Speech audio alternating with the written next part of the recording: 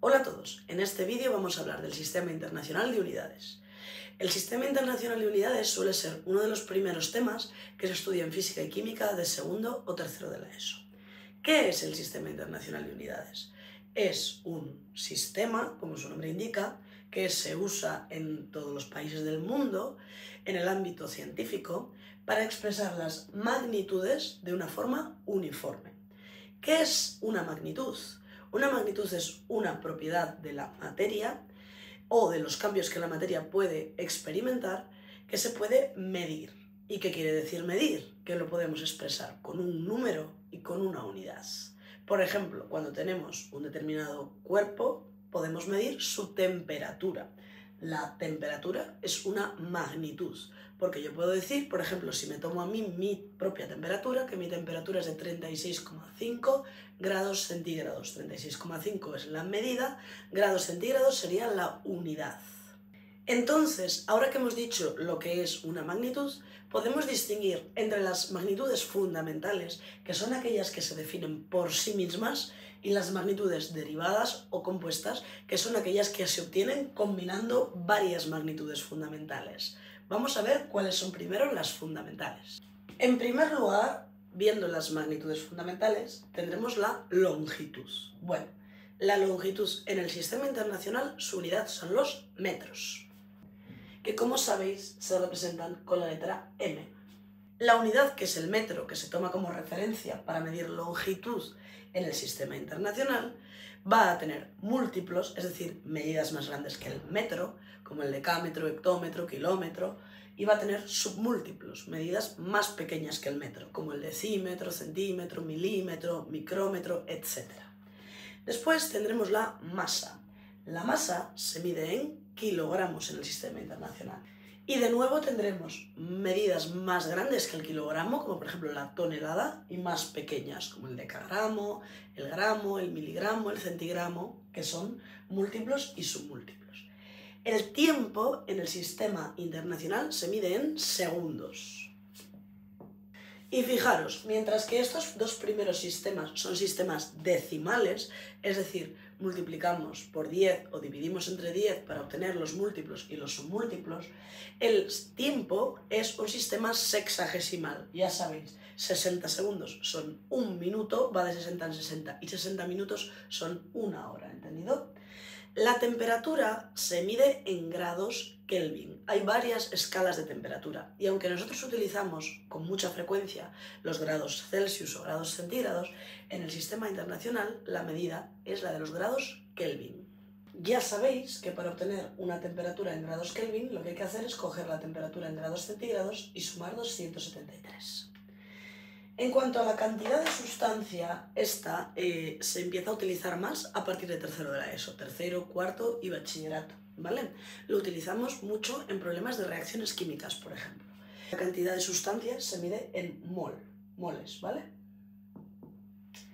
La intensidad de corriente la tenemos muy a menudo que conocer en los circuitos eléctricos que se estudian en la asignatura de tecnología, y su unidad es el amperio, que se representa con la letra A. Y la intensidad luminosa, es cierto que no se suele resolver, no se suelen hacer problemas de iluminación en la ESO o bachillerato, pero en el futuro os la podéis encontrar.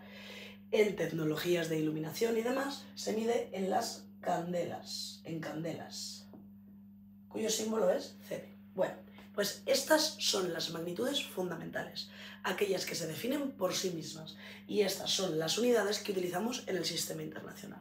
El sistema internacional sirve para que sea más fácil compartir textos científicos, libros de asignaturas académicas, artículos científicos o trabajos científicos de distintos tipos en las distintas partes del mundo, porque no sería práctico que cada uno utilizáramos una unidad, como ocurre a veces cuando hablamos de distancias en yardas o en millas, en kilómetros y en distintas formas, ¿vale? Lo más práctico es que todos tengamos unas unidades en el sistema internacional para que sea muy fácil que en cualquier parte del mundo lean un texto científico o académico y entiendan a qué nos estamos refiriendo. Bueno, pues a partir de estas magnitudes fundamentales podemos obtener algunas magnitudes derivadas. Las magnitudes derivadas son las siguientes. La primera es la superficie. Todos resolvemos ejercicios de cálculo de áreas o superficies desde primaria, ¿vale? Entonces, La superficie es una magnitud derivada de la longitud. La longitud se mide en línea recta o en una línea entre dos puntos, ¿vale? Mientras que la superficie tiene dos dimensiones, base y altura, por ejemplo, en un rectángulo, ¿vale? Por tanto, la superficie, todos sabemos que si la unidad de longitud en el sistema internacional era metros, la de superficie será metros cuadrados. Así como la superficie hemos dicho que tiene dos dimensiones, y al tener dos dimensiones nos queda metros al cuadrado, el volumen, que también es una magnitud derivada de la longitud, tiene tres dimensiones. Cuando tenemos el volumen ya no estamos en el plano, sino que estamos en el espacio. Los volúmenes también se estudian desde primaria. En este caso estaremos con unidades de metros cúbicos.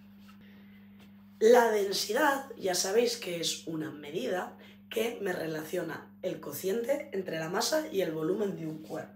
Como la densidad se obtiene como masa entre volumen, ¿cuáles van a ser sus unidades? Pues fijaros, como la masa se mide en kilogramos en el sistema internacional y el volumen en metros cúbicos, las unidades de densidad será kilogramo dividido de metro cúbico.